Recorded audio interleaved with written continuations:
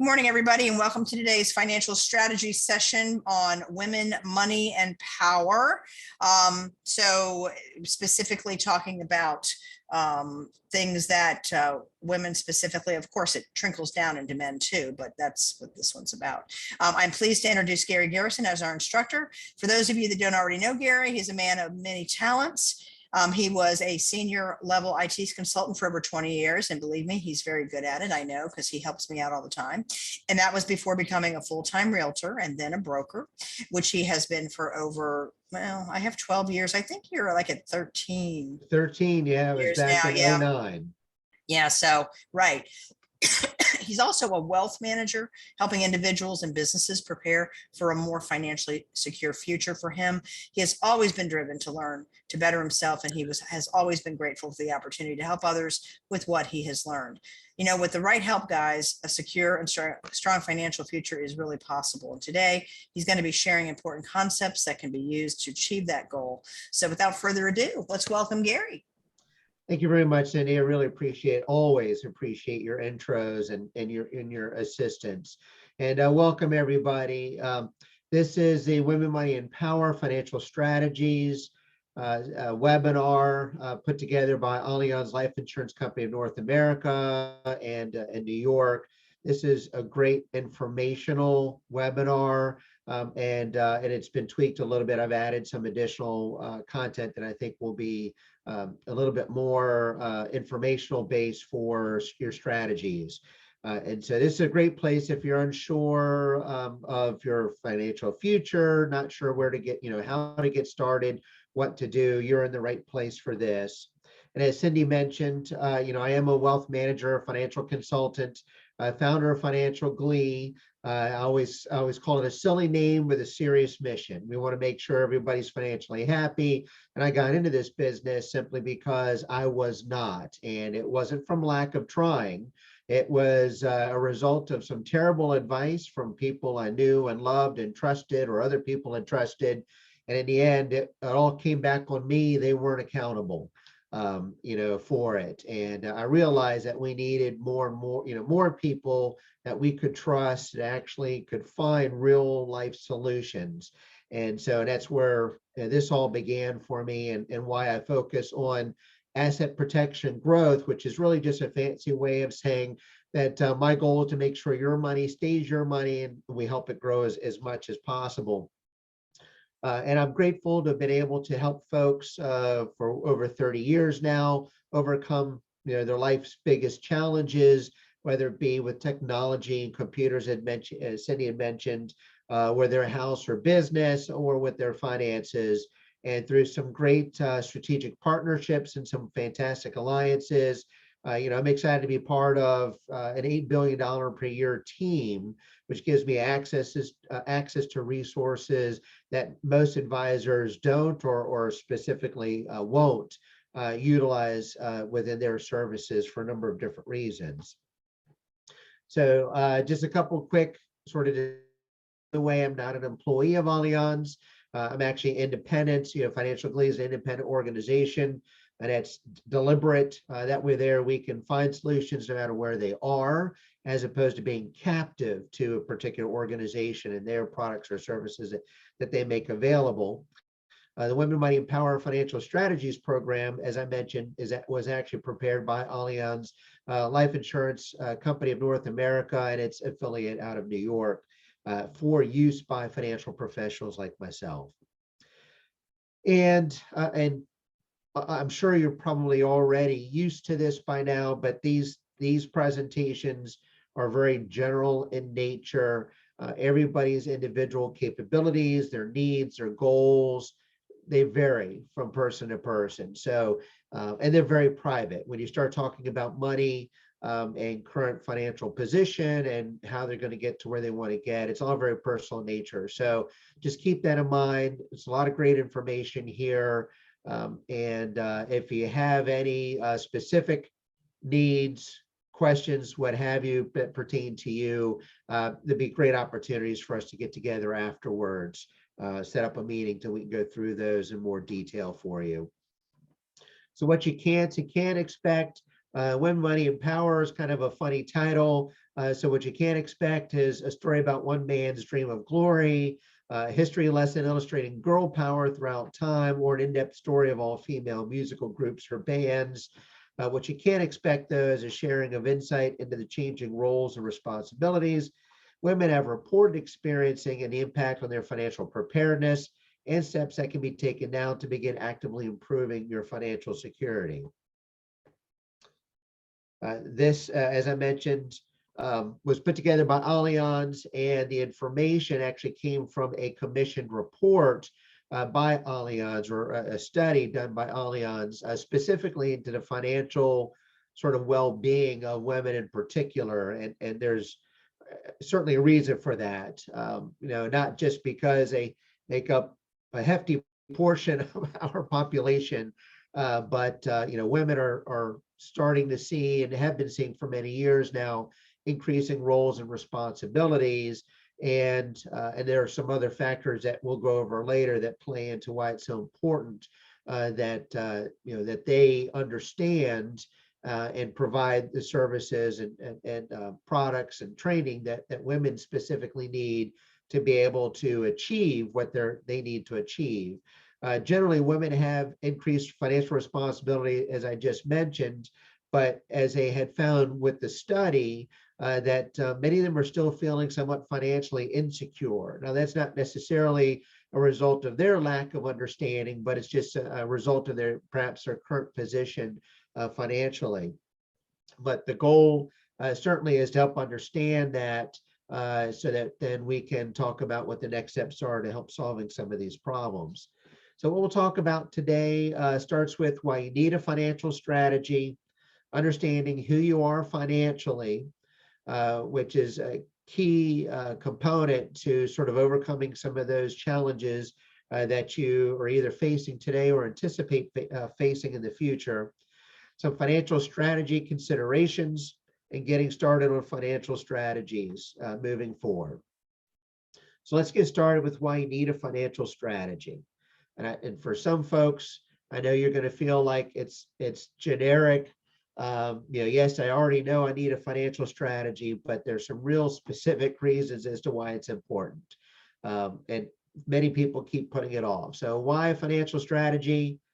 Life-changing events.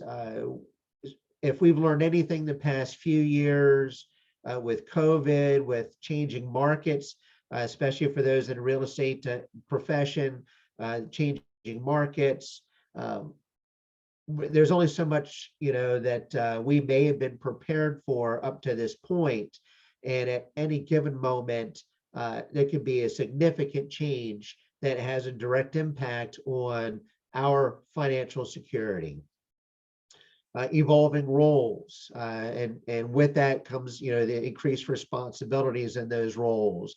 So as we move through life, we go from being young and in love and all of that good stuff, and then getting older and having a family, if that's your path that you're on.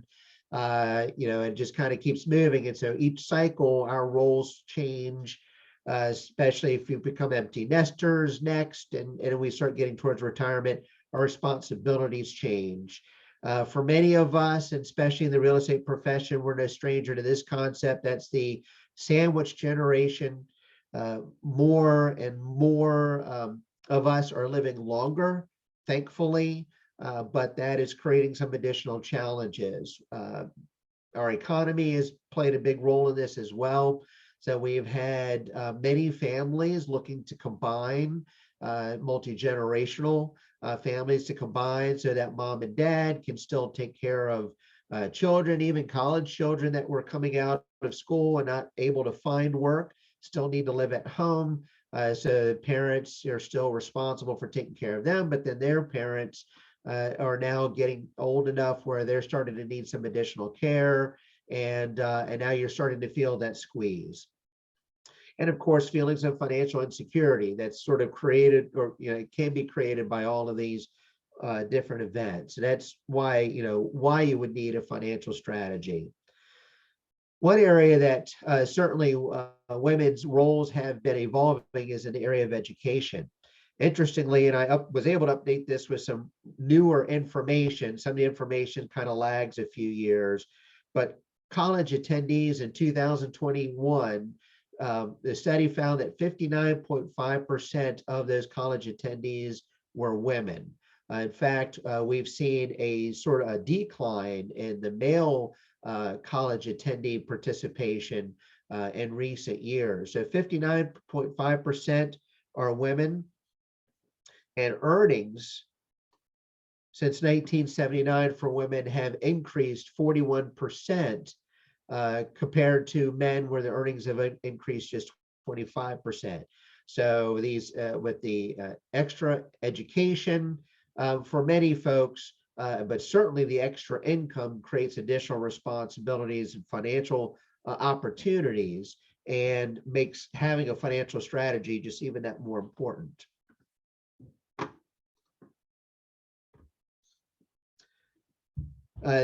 Study also found that 38% of women were the sole or main breadwinner in their household. That was from that 2019 Allianz study. And the women in the workforce have grown since from 34% in 1950 to 57% in 2016. Now, I did try to find some more recent numbers. They're a little difficult to find. Again, these studies aren't conducted every year, but also too, I think the pandemic had a big impact overall on employment. But generally speaking, you can see that women in the workforce, the numbers have grown significantly, which has of course contributed to not just their own financial growth and financial independence, but also some of those increased responsibilities, including being the main breadwinners in their household or sole breadwinners.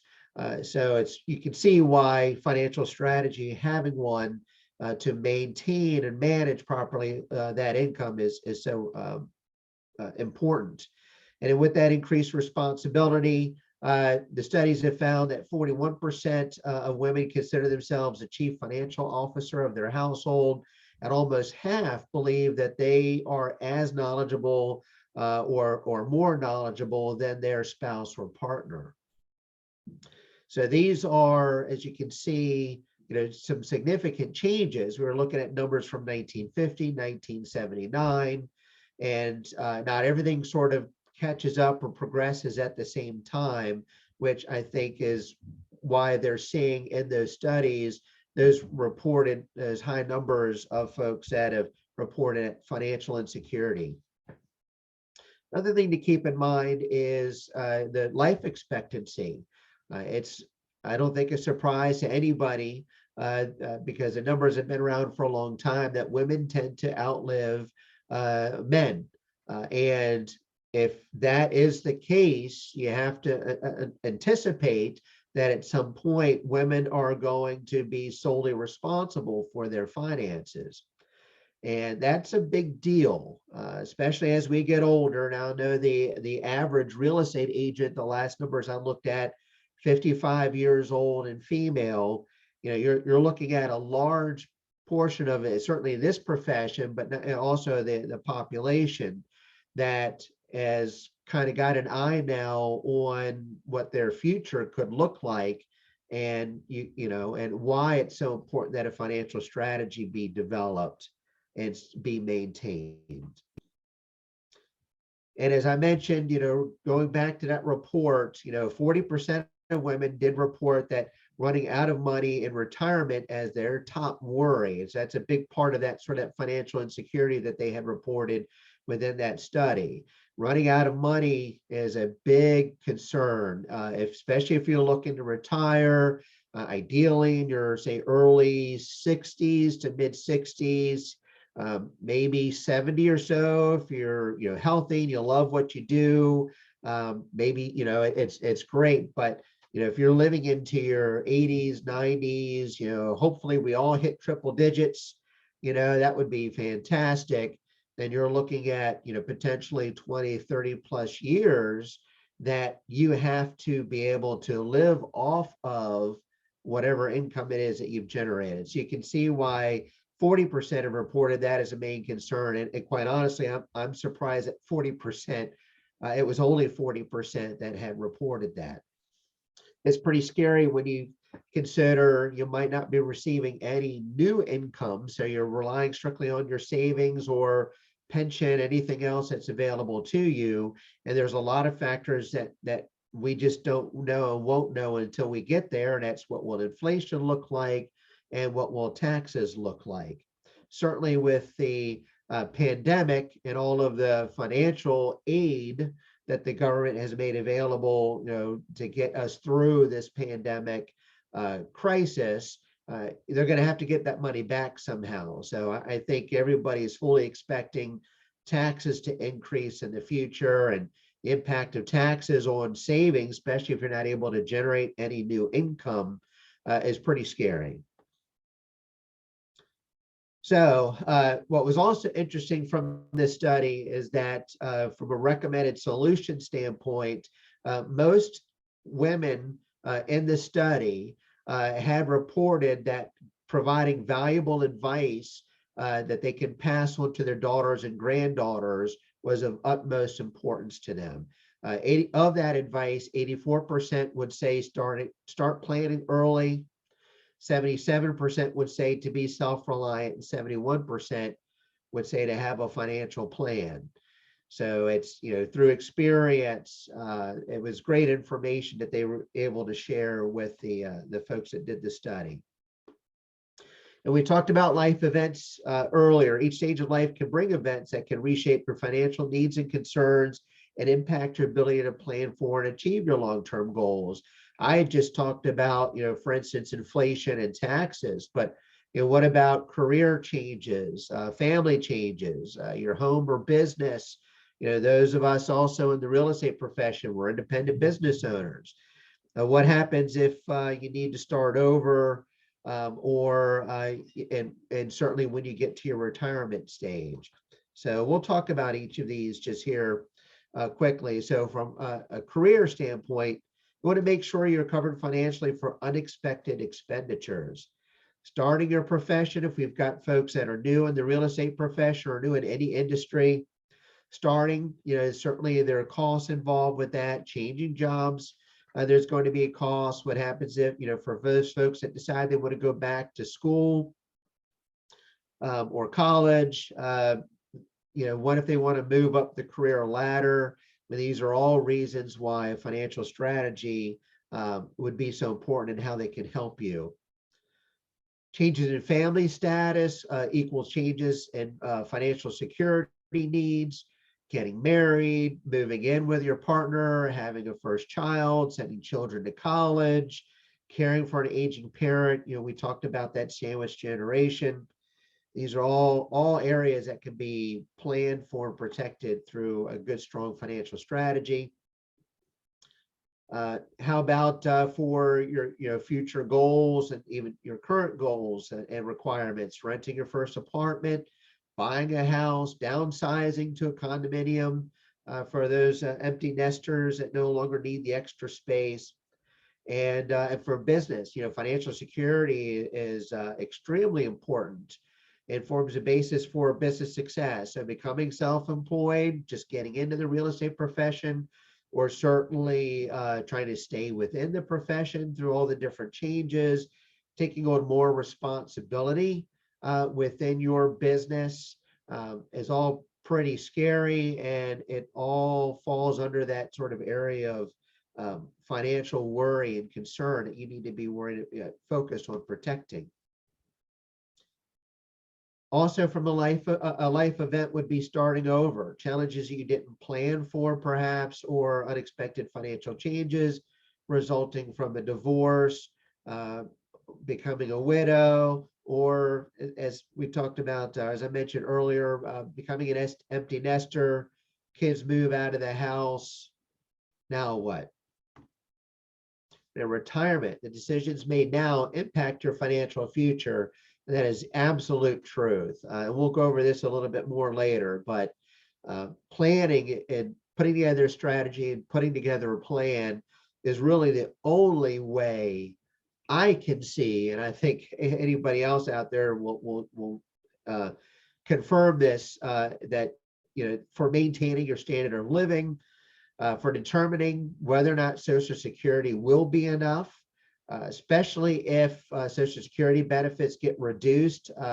The dates, the years, and the numbers keep changing, but right now they're looking at perhaps 2034, 2035, where if no changes are made by the government with the program, that we may only be able to receive 75% of our benefit at that time.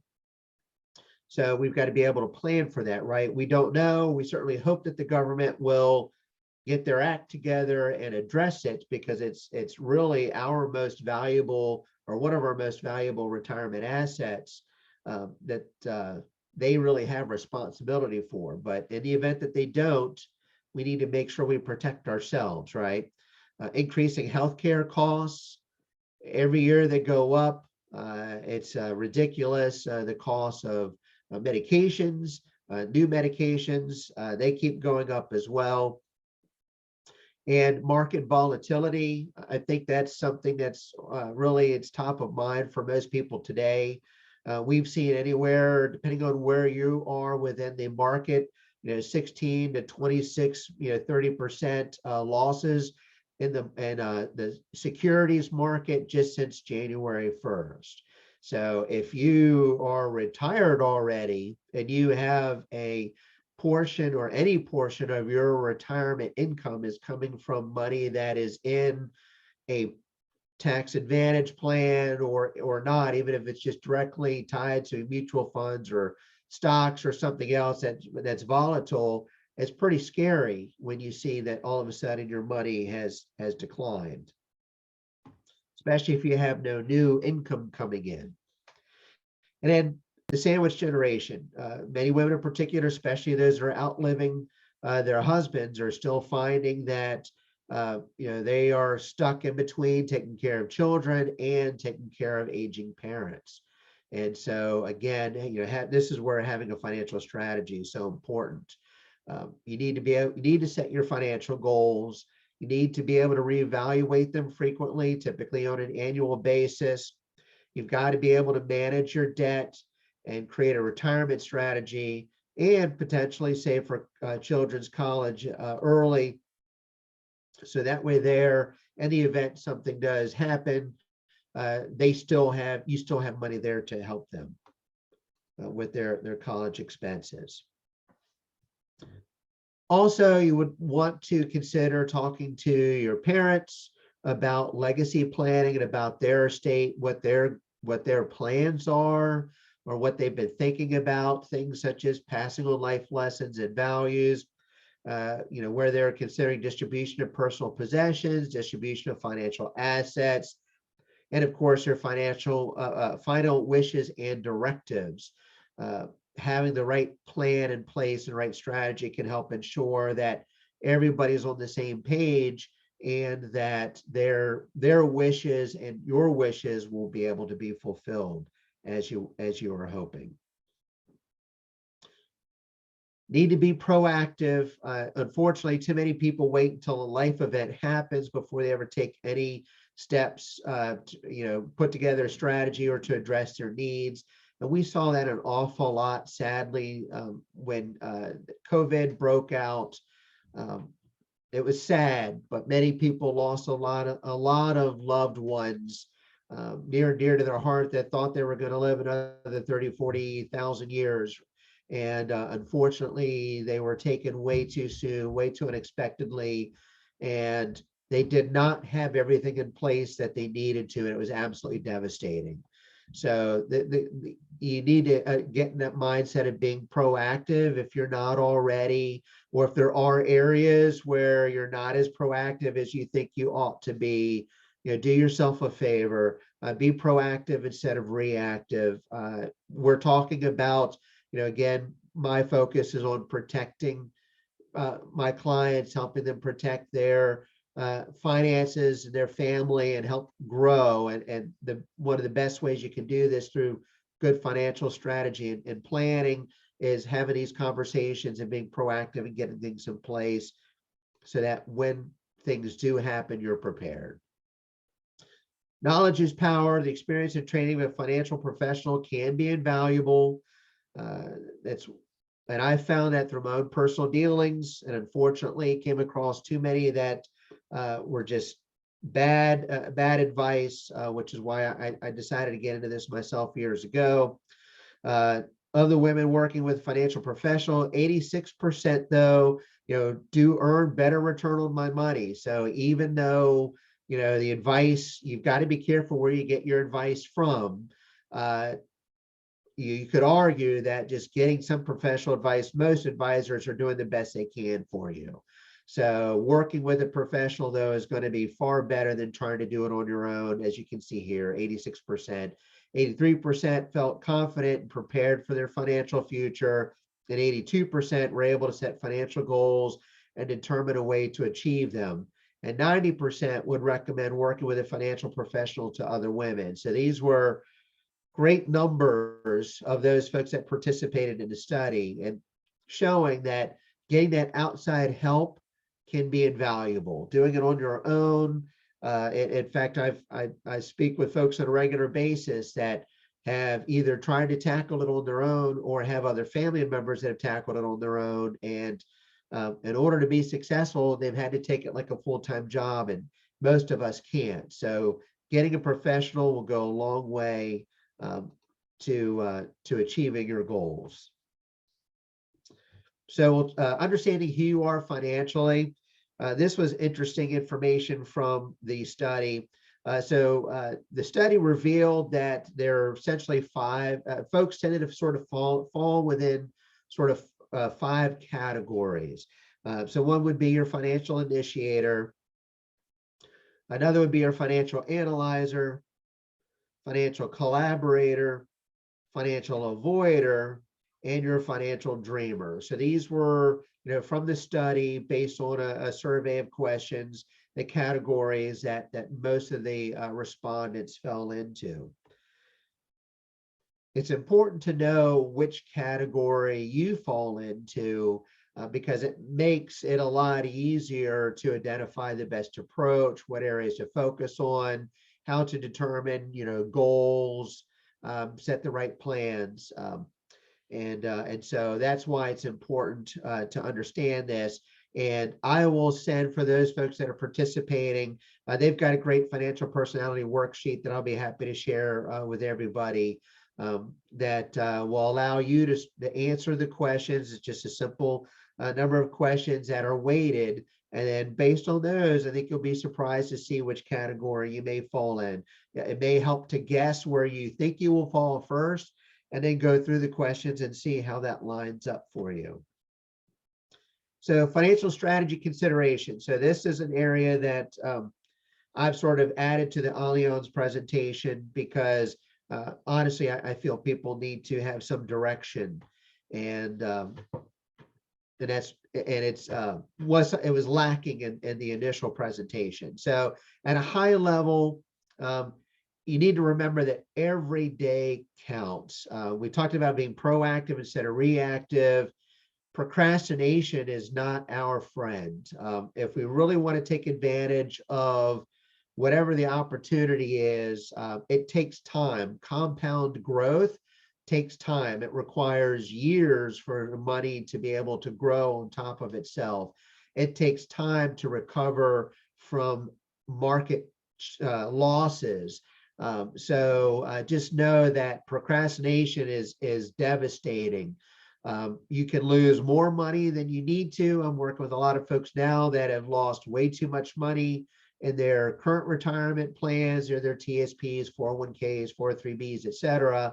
And they're looking at a way to stop the bleeding of their money now and get themselves into something that will actually recover quicker. The longer you wait, the more devastating it is. So just remember, every day counts. Develop the richest man in Babylon habit. I don't know how many of you have had the opportunity to read the book. I thought it's a short book, easy read. But what was interesting about it is that the solution basically was what we all know, but for whatever reason, find it difficult to sort of adopt. and develop, and that's that we need to have a better balance between the money that we're bringing in, the money that's going out, and that's essentially sort of without killing the ending for everybody. You know, the end goal is find that balance. You need to be ensuring that you've got money to live on, that you've got money in savings, as well as covering your expenses. Often we are too high. We have too much credit card debt because we're living beyond our means. Our houses or cars, whatever, may be too expensive. We certainly have, many of us still have college debt, or will be looking to start to add or build college debt as they have children that may be going into college in the future. So finding that balance, developing that habit of paying close attention and trying to minimize and reduce those, those credit woes, those additional obligations will go a long way to that financial security and that peace of mind. Your savings must always be working for you. If you've got money sitting somewhere that's not growing or not growing enough for you, that it's doing nothing. If it can't keep up with the cost of inflation or help you mitigate the impact of inflation, which right now we're saying at 8.6% year over year, then that money is no good for you. It's where it's sitting is no good for you. You're actually losing money. So you want to take a hard look at what you have, where the money is at currently, and do some investigation with your financial advisor. Find out if there are other places that money could be, that it could be more effective for you. You want your money working harder for you than you're working for your money. Ensure portions of savings are safely accessible for emergencies. Many people look at their 401ks, their TSPs or other investment options as kind of, hey, if I need to get the money, I can grab it out of here in an emergency. In some cases, you can. Most of those do, though, have limits on how much that you can take out. And it's not really safe because if you're taking money out of those, and that money is no longer growing for you. So there are some options available that will allow you to sort of borrow against your money and that money still be growing. So you want to ensure portions are safely available because emergencies happen. You want to make sure that you're able to overcome those. Protect against market losses. As I mentioned, we're looking at 16 to 26% so far, depending on where you are within the market. And that's just market index losses to this point. Individual stocks, certainly, whether or not you're dealing with cryptocurrencies, anything else can be certainly far steeper losses. Protecting against those is huge, and minimizing those is huge. I was speaking with a client the other day who is concerned because they've lost over $100,000 in their retirement savings and they're only a couple years away from retirement. And that's because of the market losses since January 1st. So we're looking at ways that we can reduce or prevent any further losses based on the experts that I was reading yesterday and watching some of the interviews. They're anticipating, potentially 8% or more additional losses in the stock market and potentially 3+ years for recovery. So you can see where you continue to hemorrhage money, you continue to lose, and you're close to retirement. Even if you're far from retirement, 3+ years is hard to lose. And that's just to make up for what you've lost today. Understand the impact of inflation and market volatility. So I just talked about the impact of the market volatility. Inflation's a big one. If you've, for every dollar you've saved, inflation takes a piece out of it. So say you retired and you have no additional income coming in. So your money is locked in. It's the money that you want to be able to use as your supplemental income for the rest of your life. Well, just with the 8.6% inflation that we've lost, every dollar that you've saved is now only going to be able to buy you 91.4 cents worth of products or services. So that's huge. That's just inflation. We're not even talking taxes. Eliminate the sequence of returns risks. Depending on where your money is invested, you have to be careful. If you have down years in your early years for money that you're counting on using as your supplemental income for retirement, it won't last near as long.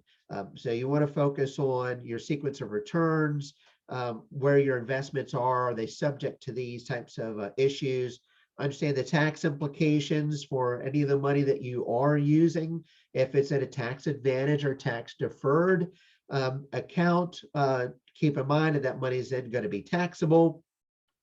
And based on our experience and based on what the experts' expectations are, taxes are looking to be higher in the future. Some will argue that your taxes will likely be lower because your income level will be lower. Unfortunately, many of them sort of discount the fact that, typically when we retire, one, if that's to be true, you're going to have a lower standard of living, which we don't want any of us to have. The other is a lot of your deductions will go away too. So I think in the end, the impact is going to be about the same, if not perhaps more, because we lose the child credits. There's lots of things that we lose as we get older, we move into retirement that we had available to us before. So even if we do have less income to survive on, the higher taxes are still going to be devastating for us. So understanding tax implications, know your Social Security benefits full retirement age number. If you don't have it already, make sure you set up your account with the Social Security Administration. In there, it's a great website. They've got lots of wonderful information specifically for you. And you can track, your progress with your full retirement benefit. For most of us will be 67 as a current retirement age. For those that are older, it could be between 65 and 67, but that's a great website to find out what your number is, because that will help you with your planning and strategizing. And you've got to know your income gaps. This is a big part of the financial planning that I do for my clients is, we help identify where their potential income gaps will be based on where they currently have their money invested. When do they expect money to stop rolling in? What source do they expect the money to start coming in from? Impact of taxes. It's not going to be a straight line as far as income is concerned. It could have ups and downs. And if you don't know where those downs are, those gaps in income are, they could be truly devastating. So, my job is to help identify where those gaps are and identify those solutions that can be implemented to help eliminate those and make sure that, one, folks aren't surprised by them, and two, that they're prepared for them. Some of the potential solutions for those include strategic conversions of tax advantage deferred assets. So a lot of what I look at includes, their 401ks or TSPs, 403bs or SEP IRAs. Anything that's tax deferred simply means that you're going to be paying taxes on the harvest, not on the seed, which is one of the many analogies that folks use. So in other words, instead of paying taxes on, say, your $10,000 today, you're going to be paying taxes on the full growth in the future.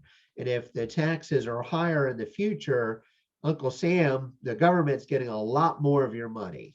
So we look at different strategies. I say I have a team that I work with, but I specifically look at strategies where converting some of that money in paying taxes on it now, moving it into something that is tax-free might be more advantageous than just keeping it all in tax deferred. But I run through a number of different strategies to test it, and that's just something that is, you're looking at potential solutions in the future, that could be something that applies to you.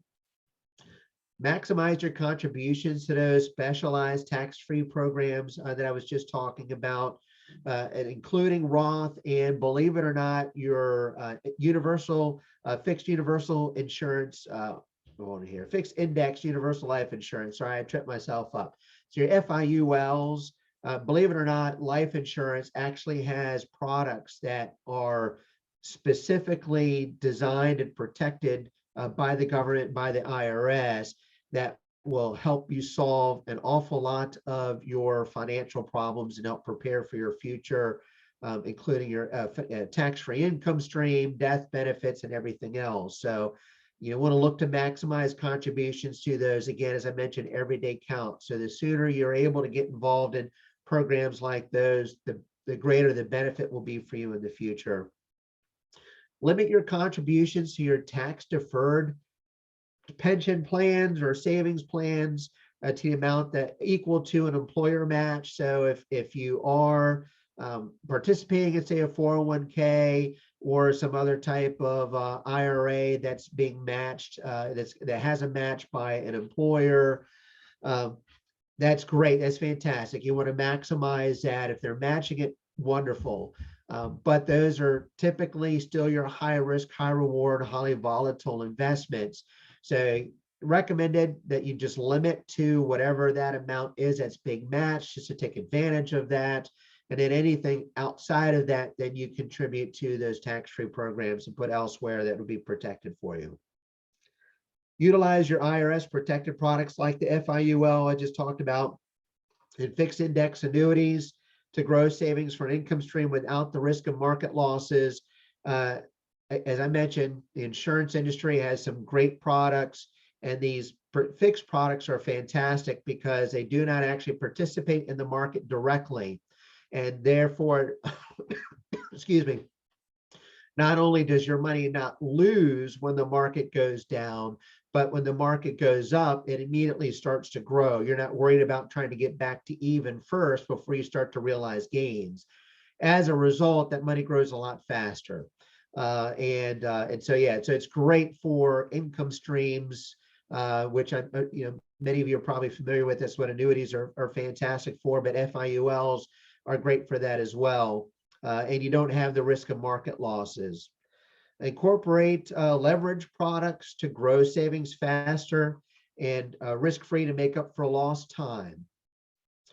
There are some products on the market that will actually allow you to go by a couple of different names. One specifically that I promote is Kaizen, and basically what it allows you to do is essentially utilize more money than just your savings. So it's borrowed money that you're able to now have grow for your benefit.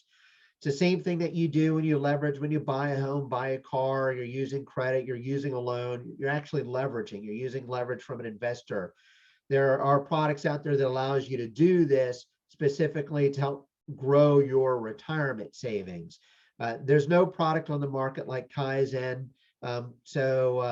If you find yourself needing to make up for lost time or simply want to be able to maximize as much as you can what you have coming in, that'd be something to speak to me about.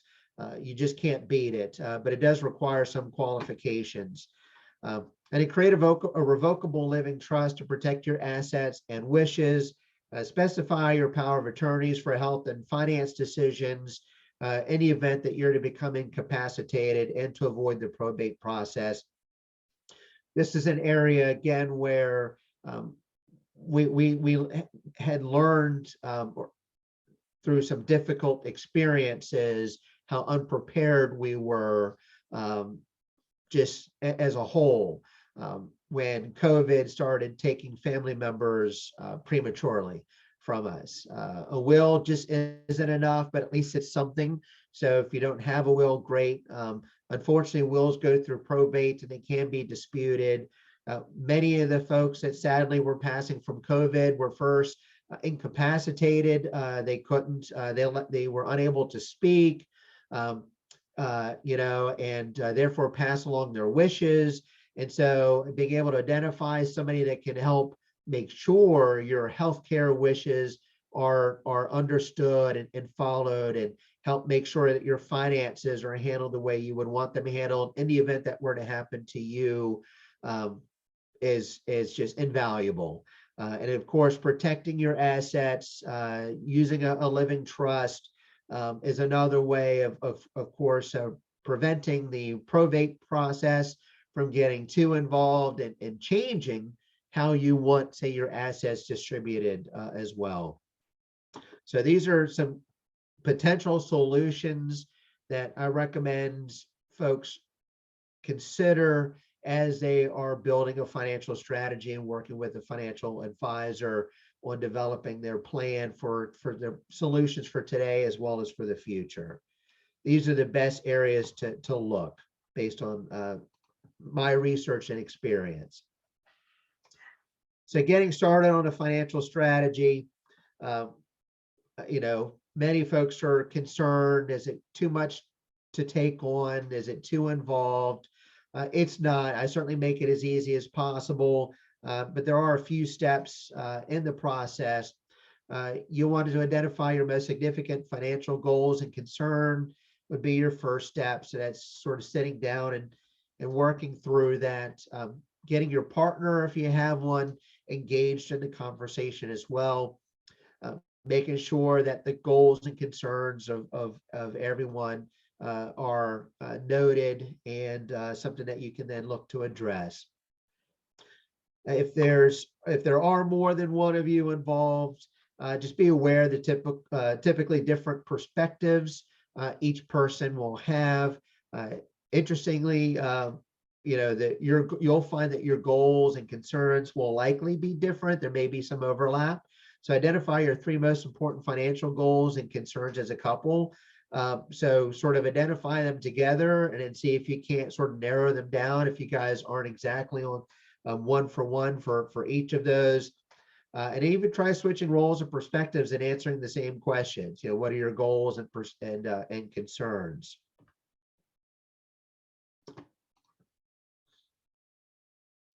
And then complete the financial personality worksheet. That's one of the worksheets that I'll send to everybody that's participated in this today. And you'll want to bring that completed worksheet to our meeting. You want to have that handy for you so you know. And the next step, of course, is go ahead and schedule a meeting. Take control. Let's get you set up with the meeting so we can start talking about your strategies and getting a plan in place. Also, too, again, as a reminder, women typically outlive men. So when we meet, keep in mind, some other areas that would be worth looking into, of course, would be insurance coverage. Make sure that you're not underinsured. Make sure you've got more than what you need to protect yourself.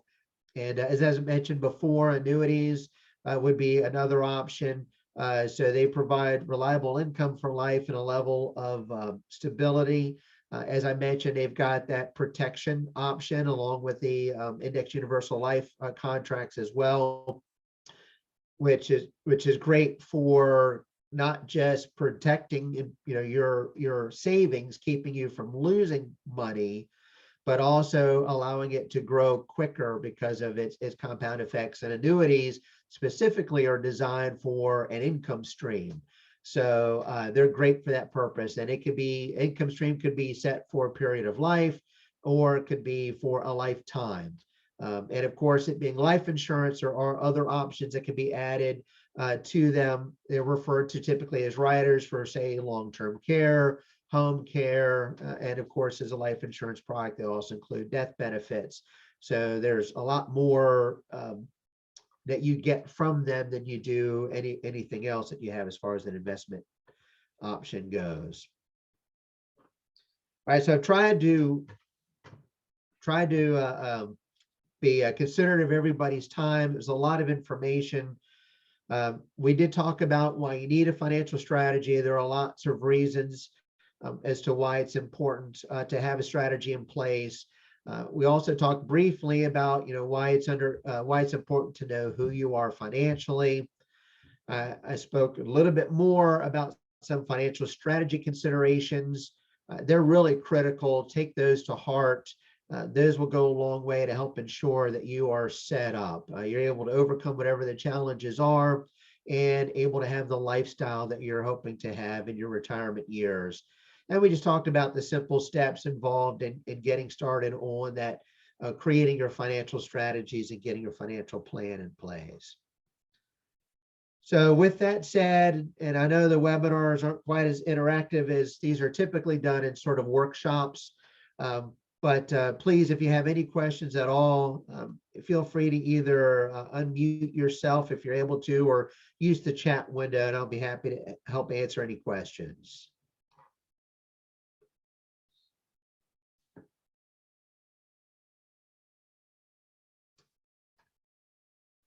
All right, Cindy, well, I'm not seeing any questions. So either it was just, I was waiting for some questions. Where yeah, questions? either it was just overwhelming, or the sound of my voice puts people to sleep. I don't think so, but anyway, but that's good. They were just taking it in. All right, guys. Well, thank you very much. Are you going to send them your contact information, Gary? Yes, I'll make sure Excellent. they've got a copy of the slide deck, and I've got a couple of pieces of information to send them as well. I mentioned that worksheet that will help them sort of kind of get down this path of getting a financial strategy and plan in place. Excellent. All right, guys. Have a good day. Thank you. Thanks, everybody. And thanks, Cindy. Have a wonderful day. You too. Bye-bye.